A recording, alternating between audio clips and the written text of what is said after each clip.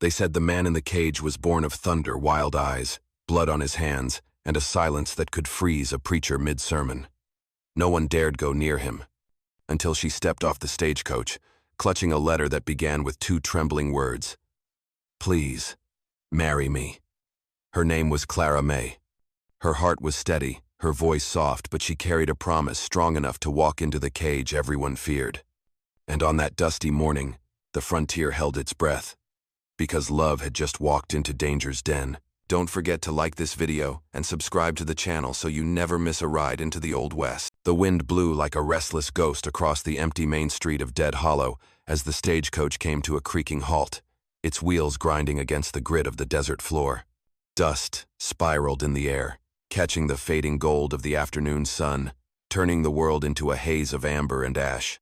Clara May stepped down, one gloved hand clutching the small carpet bag that held all she owned, the other gripping a folded letter, its paper soft from too much handling. Her boots hit the earth with a dull thud, and for a moment, the only sound was the hiss of the wind through the dry mesquite. Every eye in town seemed to find her at once. The blacksmith paused mid-swing, the saloon doors stilled, a group of boys scattered from the hitching post as though she carried bad luck on her hem. Clara straightened her back. The bodice of her traveling dress was stiff with heat, her breath shallow, her heart steady. She had crossed 3 states to get here, to this place whispered about in the letters she'd read by candlelight. Dead Hollow, where men disappeared into mountains and women into silence. The stage driver muttered something like a prayer and tipped his hat before snapping the reins. The horses snorted and bolted forward, vanishing into the desert dust, leaving her alone with a town that didn't want her. From the sheriff's office, a man emerged, tall, sunburned, eyes the color of worn leather, his badge dull but real. "Ma'am," he said, voice low and tired, "you'd best be turning around. Ain't no husband for you here." His words carried both pity and warning, and yet they met no resistance. Clara unfolded the letter with trembling fingers. The ink was faded, smudged by something darker than time. "Please, marry me." Just 3 words at the top, written by a man named Eli Graves, the man they said was caged like an animal at the edge of town. Below that, scrawled in haste, a confession and a plea. "I made a promise once to your brother. Before the mountain took him, I saved his life, and he swore you'd save mine." Clara's lips tightened. She remembered her brother's face when he'd told her of the man who had dragged him bleeding from a mine shaft, who had vanished before the rescuers came. She'd thought him dead until this letter arrived. The sheriff stepped closer, the creak of his boots heavy with unease. "He's not the same man you think he is," he said. "Something happened up there in them mountains. Folks say he's half wild now. Dangerous." Clara's gaze didn't falter. "Then I suppose," she whispered, "he'll need someone who remembers what it means to be human." The sheriff sighed, rubbing his jaw.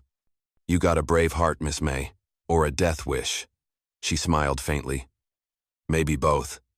The wind picked up, sending grit into her hair, her eyes, her mouth. But she didn't turn away.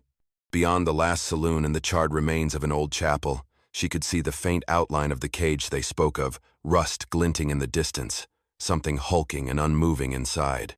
She felt a shiver crawl up her spine but didn't stop walking. Every step she took kicked up dust that clung to her skirt like memory. Behind her, doors shut quietly, whispers rising like smoke. The sheriff called after her one last time, voice soft but certain. "Ma'am, he ain't a man to be Wednesday." Clara didn't answer. The letter burned in her hand like a promise she could not escape. Ahead, the sun bled into the horizon, and the town of Dead Hollow seemed to hold its breath as she walked toward the cage and the man waiting within it. The first light of dawn crawled across the canyon, spilling over the jagged ridges like blood over a blade. The wind carried the scent of iron and sage, the cry of a lone hawk circling somewhere high above. Beneath that vast, breathless sky stood the cage, a rusted monument to fear, squatting on the edge of the ravine like a scar that refused to fade. Its bars were thick, dark with years of rust and dried rain. But it wasn't the steel that made people keep their distance, it was the man inside. Eli Graves sat in the dirt, chains wound around his wrists and ankles, his shoulders too broad for the narrow confines of his prison. His hair hung in tangled ropes, his face shadowed by the brim of a hat that had once been his father's, now nothing more than a relic. He didn't move as the sun reached him, didn't blink when the light caught his eyes cold, gray, storm-dark eyes that carried the same weight as the thunderheads gathering on the horizon. The sheriff stood a few paces off, boots planted wide, one hand resting heavy on his revolver. His jaw twitched, his hat tilted low to hide what looked suspiciously like guilt. He'd seen this before, strangers arriving full of purpose, only to leave broken. But Clara May wasn't like the others. She walked with a steadiness that defied the whispers that followed her from the saloon porch and down the path to the cage. Her skirt caught on the dry brush, her boots sunk into the red earth. But she didn't stop. The letter was still tucked in her bodice, close to her heart, its words pulsing in time with her steps. When she reached the fence, she didn't speak right away. Eli's gaze met hers through the bars, piercing, searching, and then softening just enough to make her chest ache. For a moment, neither of them breathed. Then, his voice came low, hoarse, the sound of gravel scraping against steel. "You came." 2 words. Simple, but heavy as the chains that bound him. Clara's throat tightened. She'd imagined this moment on the long ride west, imagined anger, or madness, or maybe the relief of recognition. But what she saw was something else entirely. The eyes that met hers were not those of a monster, they were the eyes of a man who had been waiting too long to be seen as one. "I said I would," she answered quietly. The sheriff shifted, boots grinding on stone. "That's close enough, Miss May. He don't take kindly to company." Eli's lips curved into something almost like a smile, though it never reached his eyes. "Still afraid of me, Sheriff?" The words held a calm that made the lawman stiffen. "You killed 6 men, Graves," he muttered. "Fear's just common sense." Eli's gaze flicked toward Clara. "And what about her? She afraid too?" Clara shook her head slowly. "I'm not here out of fear." Her voice was soft, but it carried. "I'm here because you wrote to me." Eli tilted his head, studying her as if trying to separate truth from hope. "No," he said finally, voice low. "I wrote for a ghost. But you're real." The wind moaned through the canyon, rattling the bars like a warning. Clara stepped closer, her gloved fingers brushing against the cold steel. "Then maybe it's time someone else was real too." Eli looked at her for a long moment before bowing his head, a shadow passing over his face. "Careful what you wish for, Mrs. Graves," he murmured. "This cage holds more than a man." And as the sun climbed higher, painting the desert in fire and bone, Clara realized he wasn't talking about the bars at all. Lang of a blacksmith's hammer and the low hum of voices that dared not speak too loudly. The cage stood still as a monument to forgotten sins, its shadow stretching long and cold across the sand. Clara stood before it, her gloved fingers tightening around the bars as if the iron could steady the tremor in her chest. Inside, Eli watched her with that same quiet intensity, his expression unreadable, a man carved from something harder than stone. The air between them was thick with silence until Clara finally spoke, her voice trembling but clear. "You saved my brother," she said. "2 winters ago, outside the mining ridge. He told me a man dragged him out from under the rocks when the ridge caved in, said he was half dead but still strong enough to carry another man on his back." Eli didn't move, didn't even blink. The faint glint of chain at his wrists caught the light. "He lived then," Eli murmured, his voice low as thunder before a storm. "Good." Clara hesitated, the words she'd carried across miles of dust now feeling heavy on her tongue. "He lived because of you. And he told me that you made a bargain, that if the day came you needed saving, I'd come in his place, that I'd marry you."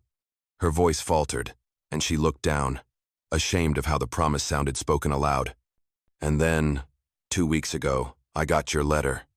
Eli's head tilted, his mouth curling faintly not in amusement, but in something closer to disbelief. "So you came," he said quietly, almost to himself. "You crossed the desert, walked into the lion's den, all for a dead man's promise." His eyes flicked toward the horizon. "You shouldn't have." The sheriff shifted nearby, boots crunching on gravel. "Miss May," he said under his breath. "Maybe it's time you heard the part no one tells." Clara turned to him, brows furrowing. The man's eyes looked older suddenly, like the desert had carved years into him overnight. Eli didn't get caught, he said. He walked into town, hands raised, chains waiting, turned himself in without a word. Clara blinked, confusion rippling through her. He surrendered? The sheriff nodded. Said he had something to confess, never told us what, just said he'd wait for someone. I guess that someone's you. He spat into the dirt and looked away. He's due to hang at sunrise. Whatever truth he's got, he means to take it with him. The words sank like stones in her stomach. She turned back to Eli, heart pounding. Why? She whispered. If you're not the monster they say, why would you give yourself up? His jaw tightened, the veins in his neck visible through the grime and sweat. Some debts don't get paid in gold, he said. And some ghosts don't rest till you stop running. Clara felt her pulse quicken, a strange fire burning in her chest. She wanted to believe him, to believe that this man caged before her was not the beast the town whispered about but something else entirely. If you've got a truth worth dying for, she said softly, then I've got a promise worth keeping. I won't let you die a lie. The wind picked up again, rattling the bars, lifting her hair like the breath of the mountain itself. Eli's eyes met hers, the storm inside them flickering with something almost human, something like hope, or maybe regret. Then you'd best hurry, Mrs. Graves, he said, his voice barely a whisper. The sun's rising faster than you think. The streets of Dead Hollow stretched long and narrow beneath a sky bruised by twilight. The last scraps of daylight spilling over the roofs like dying embers. Clara walked slowly, her boots stirring up dust that clung to the hems of her skirt, the town's silence pressing close around her. Every step seemed to draw eyes from behind cracked windows and warped doors, faces half hidden, glances quick and guilty. She could feel the weight of their fear, thick as smoke, curling through the air. A child's laughter broke out somewhere behind her, high and shrill, only to be hushed at once by a mother's whisper. The saloon stood open but empty, a lantern swinging from its porch, creaking with the wind. Across the street, the blacksmith's hammer rang once, then stopped when Clara turned her head. No one wanted her there. That much was certain, but the letter in her bodice and the man in the cage at the canyon's edge had left her no other road to walk. She pushed open the door of the general store, where the smell of flour and tobacco hung thick. The shopkeeper, a woman with a face carved from years of desert sun, looked up from her counter, eyes narrowing. You're the one, come for him, she said flatly. Not a question, not an accusation, just a truth laid bare. Clara nodded, her voice small but steady. I am. The woman's lips pressed thin. You ought to leave before dark. Things here don't sit right after sundown. Clara didn't move. You knew him, she said. Eli Graves. For a long moment the woman said nothing. Then, with a quick glance toward the window, she leaned closer, voice dropping to a whisper that trembled with something like fear or remorse. He worked the mines, she said, back when the railroad men came through, digging for gold that wasn't theirs to take. They found a vein under the ridge too rich to share. When the ground gave way, they sealed it up and told the world those men were lost. But he crawled out, Eli Graves. Came back half dead, eyes wild with what he'd seen. Said the others were still down there, screaming in the dark. The woman swallowed hard, her fingers twisting the hem of her apron.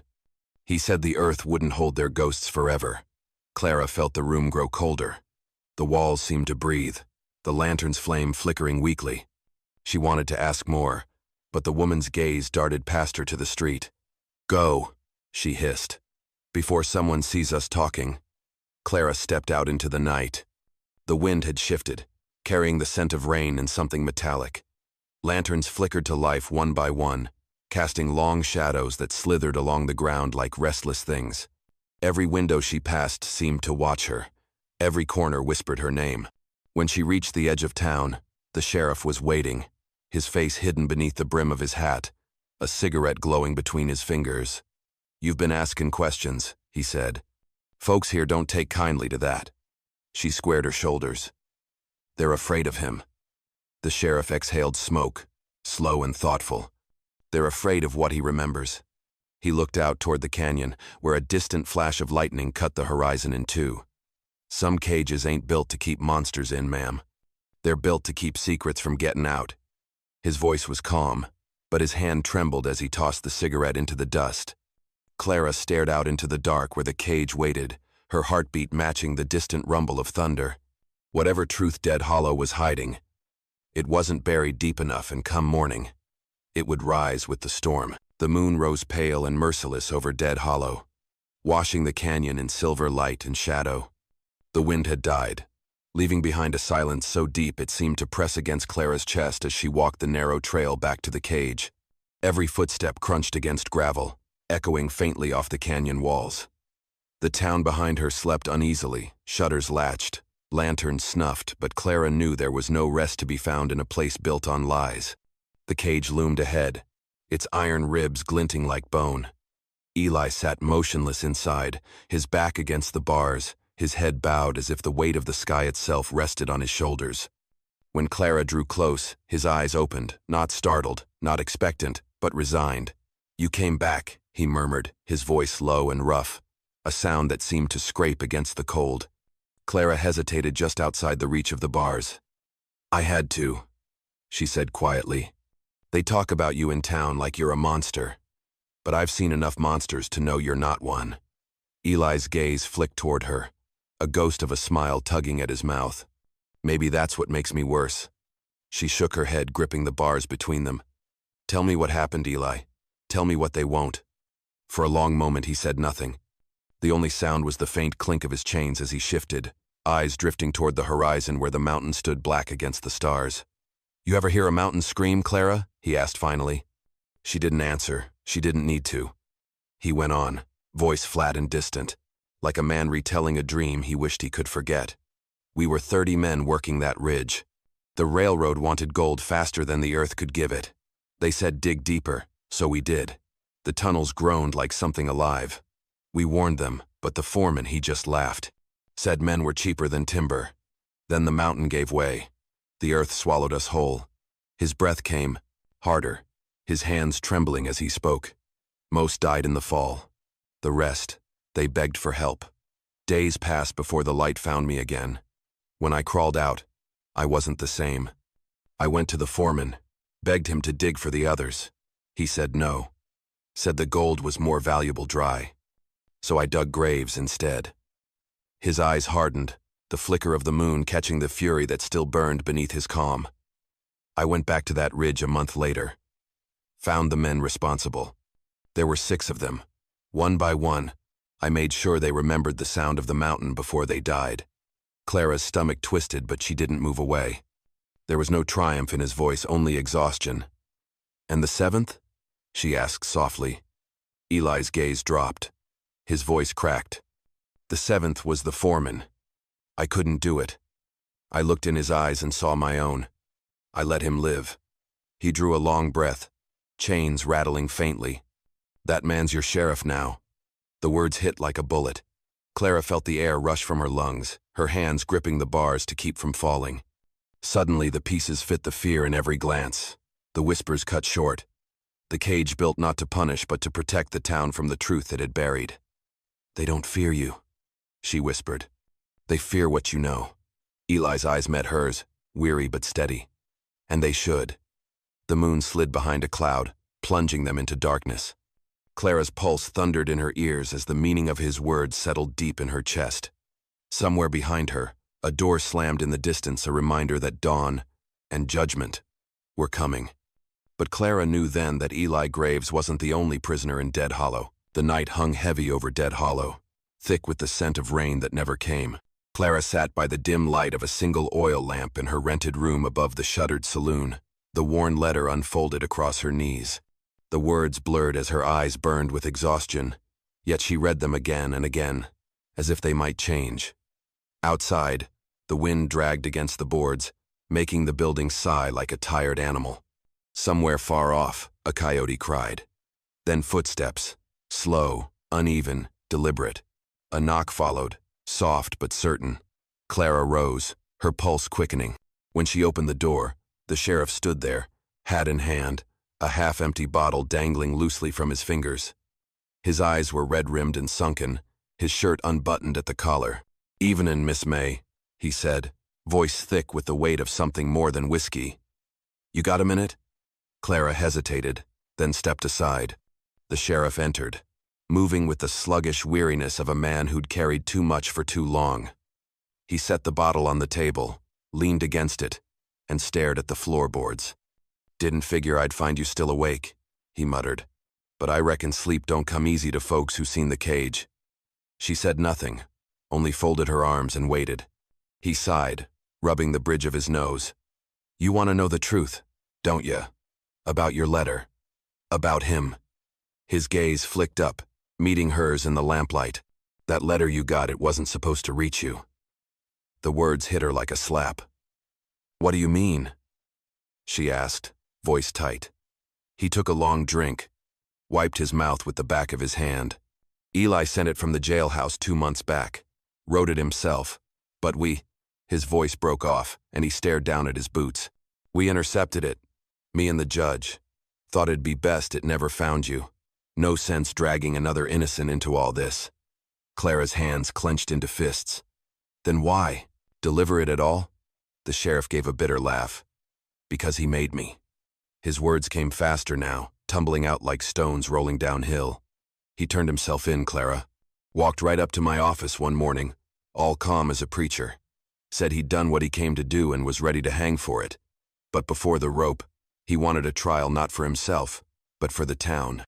Said he had proof that would burn this place to the ground.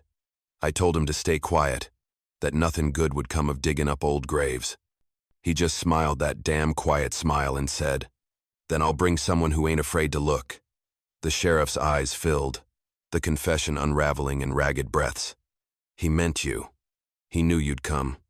Knew you'd listen when no one else would." Clara felt the floor tilt beneath her feet. Her throat was dry, her mind racing. "You were there," she whispered. "At the mine." He looked up sharply, pain flickering across his face. He said softly. "I was. We all were. They told us to seal the shaft, said the men below were lost already. I heard them pounding on the walls, Clara. Heard them beg. And I swung that pick anyway." The lamp flickered, shadows stretching long across the room. "Eli tried to stop us. Shot the foreman in the leg, screamed at us to dig. But we didn't. We left him there with the dead." His voice cracked to a whisper. "When he crawled out, I saw him once more, standing on the ridge with fire in his eyes. He looked at me and said, 'Someday you'll pay for burying the truth.' And I reckon that day's come." Clara's breath caught as the sheriff turned toward the door, shoulders slumped under invisible chains. "He ain't the villain, Miss May," he said quietly. "He's the witness. And if he dies come sunrise, the truth dies with him." Then he was gone, leaving only the echo of his guilt and the slow, steady ticking of the clock counting down the hours to dawn. Dawn had barely bled into the sky when the hangman came out with his rope, a slow, ceremonious thing, and the town gathered like vultures drawn to ritual. Clara stood by the rusted cage, the letter burned into her palm like a brand, listening to the rasp of the gallows timber and the murmured prayers that tried futilely to smooth the edges of what was about to happen. The sheriff barked orders into the chill air, his voice thin with the effort to keep fear from unraveling into panic. Men formed ranks, hats in hands, backs straight as if obedience might stitch the world back together. The hangman looped the noose, checked its knot with methodical care, and the sun edged higher, gold scraping across the canyon rim. Then, without warning, the mountain answered first a puff, then a column of black smoke pouring out from the old mine shafts like a beast exhaling. It rose and rolled down the ridgeline, swallowing the light. Someone screamed that the miners had struck a fire in the abandoned shafts. Someone else swore it was sabotage. In the thickening smoke, a lantern winked against the gloom. Then another signals, arranged and practiced, the kind of small conspiracies old men passed down like heirlooms. The hangman froze. The sheriff cursed and barked for men to hold their ground, to not be fooled by tricks. His confidence sounded brittle. Horses stamped and whinnied, eyes wild. Townsfolk scattered, some bolted for doors. Others clustered in doorways, faces lit by smoke like apparitions, while the hangman fumbled with the rope, his hands suddenly unsure. Clara felt panic rise, raw and animal, but it steeled into something else. Decision. The smoke wrapped around her like a shroud, its smell wet wood, Sulfur, old coal filled her lungs and stung her eyes. But she kept moving. The sheriff's men hesitated, torn between orders and the combustible threat at their heels. Their boots sank into powdery ash. Clara stepped forward, closer to the cage than any had dared all morning. And against the backdrop of chaos she heard the faint, deliberate clink of metal Eli shifting in his chains, his voice a dry thing in the wind. Now. She didn't think.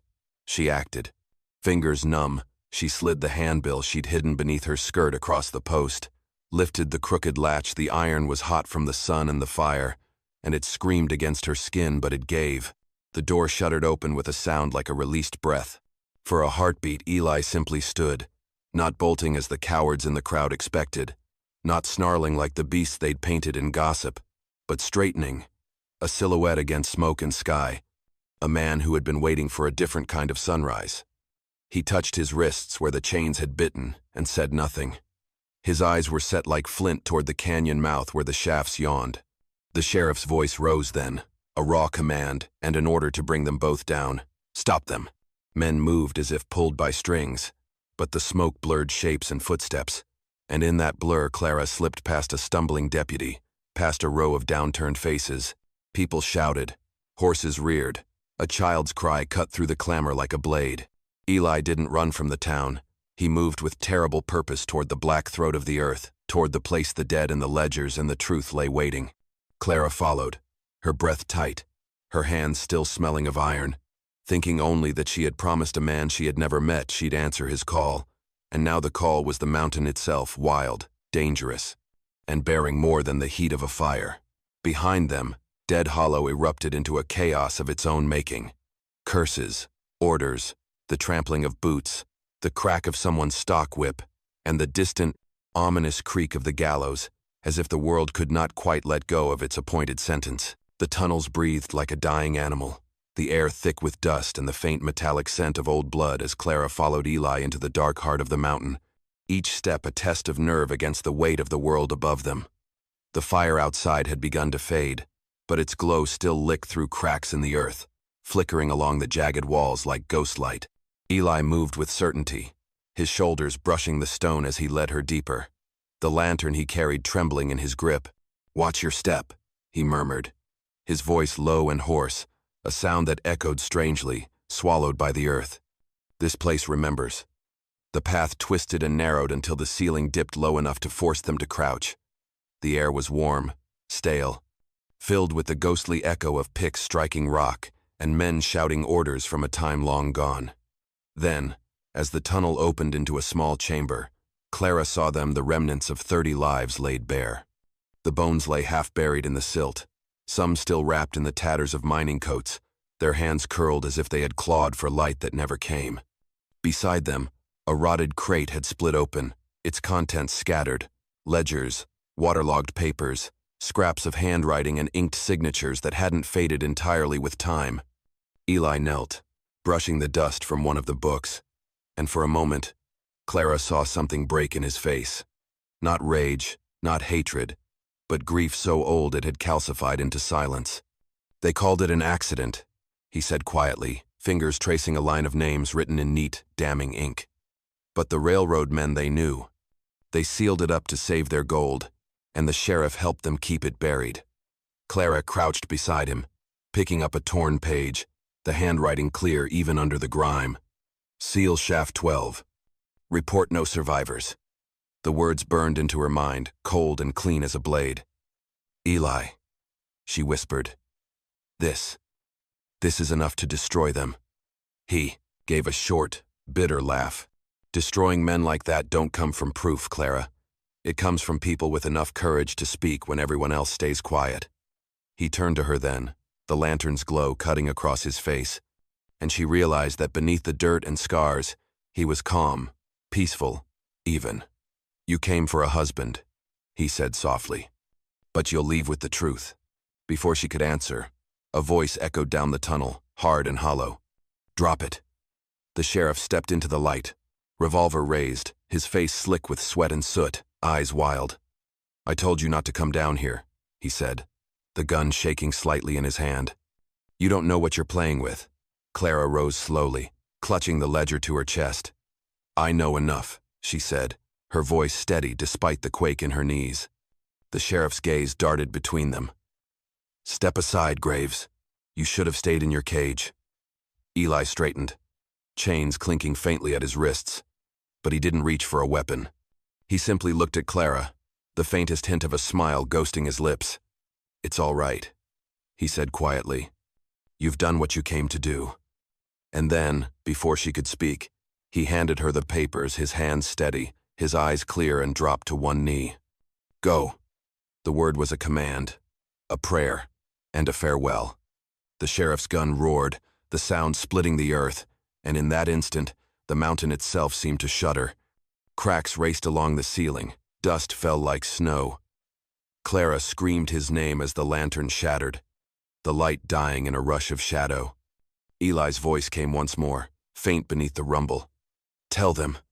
Everything.